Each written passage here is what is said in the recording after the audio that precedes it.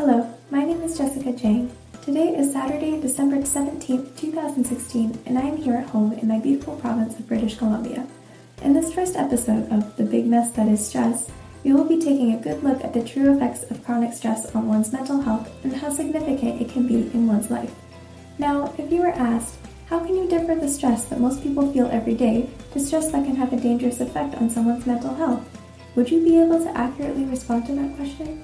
Stay tuned and we will find the answer. In today's episode, we will look into the difference between physiological and psychological stress, and we will discover in detail how stress can truly take its toll on the brain. Finally, after peeking into this topic from a more scientific point of view, I will be interviewing a special guest and we will discuss what true mental damage stress can cause. Additionally, we will brainstorm some ideas on how to bring awareness to the dangers of chronic stress. Let's begin by looking at physiological and psychological stress and how it affects the mind and body. First off, we should take a look at some definitions. Physiological stress is when the body reacts to something that is stress-inducing and thus cannot be controlled. Psychological stress is when we, meaning our minds, react to something that is stress-inducing. The significance of the difference between these two kinds of stress is that physiological stress exists for when we find ourselves in dangerous situations. However, humans have a tendency to constantly stress over things for reasons that are purely psychological. That being said, our response to the stressor can have more damage on us than the stress itself, as it never stops. Having a little bit of stress is considered to be healthy, although ongoing stress is extremely dangerous, as it can wear out the body and the brain. Next, before discussing how stress affects the brain, we must first learn about cortisol. Cortisol is a steroid hormone, and its main function is to maintain and regulate blood pressure as well as carbohydrate metabolism.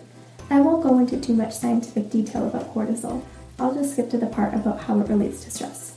Of course, our bodies need cortisol for the reasons that I mentioned earlier, although having too much cortisol is not good.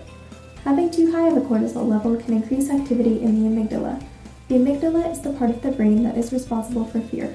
All of this can then cause the hippocampus, the part of the brain that controls emotion and memory, to weaken, which, in turn, makes it more difficult to control stress. Additionally, too much cortisol can actually cause your brain to shrink. But don't panic, the effects of cortisol are in fact reversible. This can be achieved through meditation, exercise, or any other form of self-care.